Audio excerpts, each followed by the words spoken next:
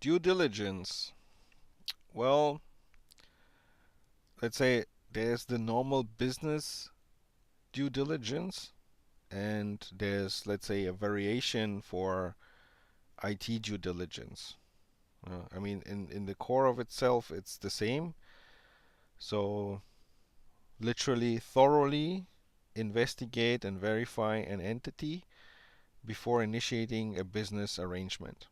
And again, it can be done on the business side where you're checking financials, the whole background of the company. Is there any, I don't know, uh, investigations going on already? Is there something fishy going on? Is there a good reputation? Are there good testimonials from other customers?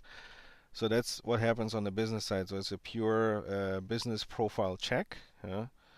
For IT side, of course, it's a little bit more technical because if you are engaging or you're initiating a business arrangement with an IT vendor, you not only check what the vendor can do for you, but you also want to have certain reliability because it depends what does the vendor do for you. If it's software development, okay, fine. If they go bankrupt, then they can't finish your software. Well, it's a risk, but it's not something that maybe is in the long run not fixable.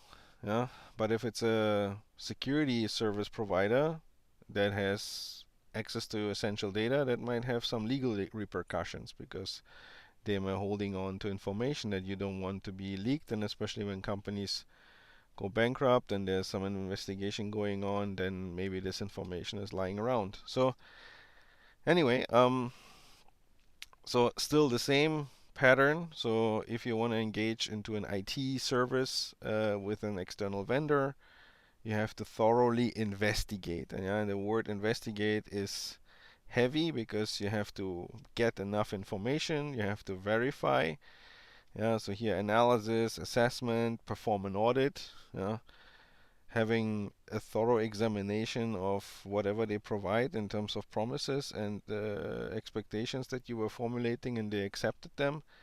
Do a review, surveys, yeah, and verification. So a lot of healthy verbs that help you to get to the bottom of it. Yeah. But at the end of the day, the evidences count. And a little bit, you have to treat it like a police inspector who is basically asking everyone for an alibi, but despite of asking, you still have to go and check it out.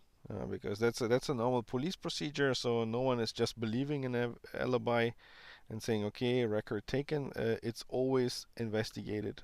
It always verified, and everything is considered a lead that is a anomaly from whatever has been promised. And the same is here. The same approach you can apply here. So if you say you ask the vendor, do you have security incident and event management for your system that you're providing, and they say sure, yeah, then you should ask, okay, show me how it works. What is the outcome? What kind of events are you tracking? Did you have any past incidents that you had to encounter and work through? And how did you manage them? What's the load? Who is responsible? Who is involved? Yeah, and there you can get to the bottom of it.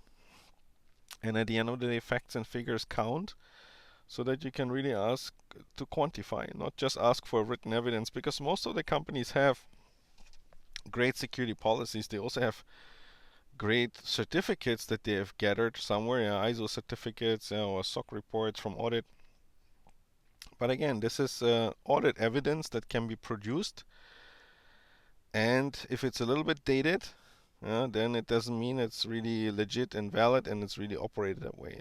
They could have the best PowerPoints explaining what's the security incident handling process, but if they have never performed like a cyber drill where they make a call and get all the important people in, and people don't respond because they're on vacation or whatever, then you can forget this. The best PowerPoint process doesn't help here.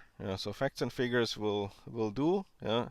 Evidences and real life and scenarios, and also when you do an audit or you do an interview, ideally ask concrete examples that you can get a feel. So, and if you feel that something comes out like from a book, that someone read it and rehearsed it, start breaking the pattern and come up with some strange events and impediments, and then see how would they at least mentally deal with it, and like a tabletop exercise.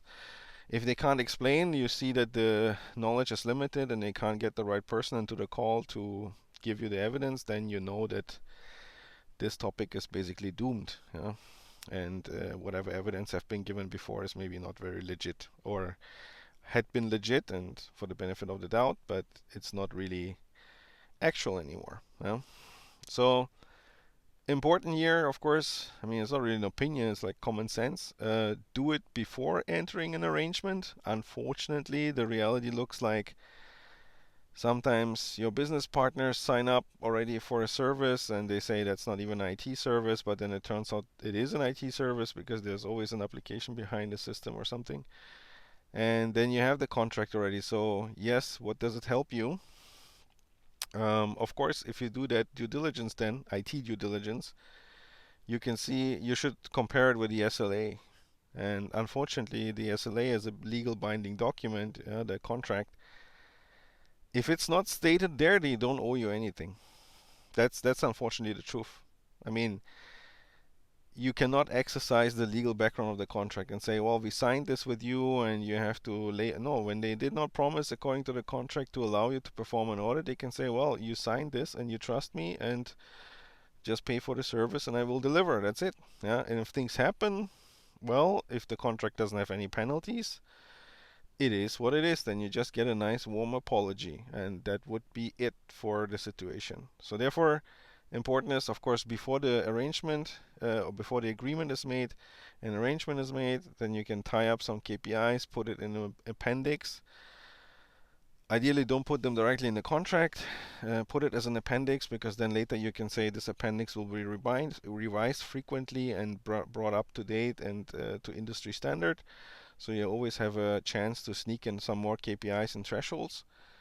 But again, without an agreement, you can't really do anything. You can just then appeal and say, well, you have this certificate. How come you have this certificate? So you can, let's say, play it on the craftsmanship of their service or their pride or their market standing. And I mean, you don't have to threaten them to go public with this information, but obviously you can make them understand that this would be not a great testimonial in case someone would approach you, and then they would know what that means. So hopefully they will then put their effort in to rectify everything and satisfy you afterwards on the service. Yeah.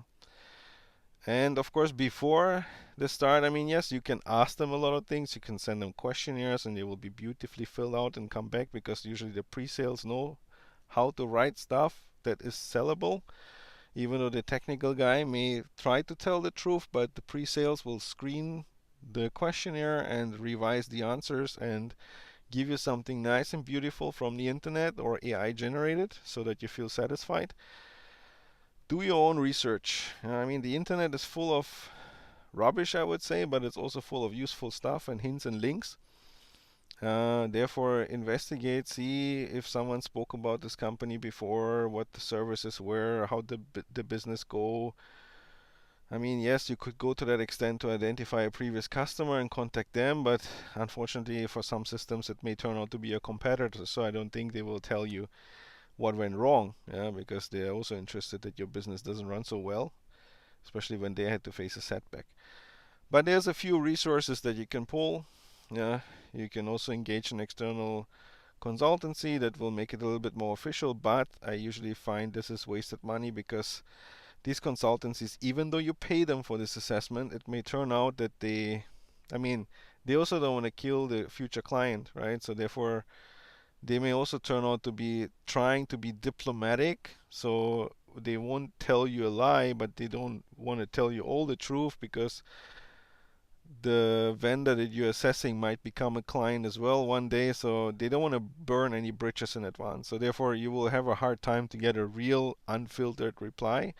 So do your own research. Just, I mean, even though you risk, you may not screen everything because you're not so professional, but at least what you find will be in front of your eye. Yeah. And again, ask for references, but again, do your own research. That's the best thing to do.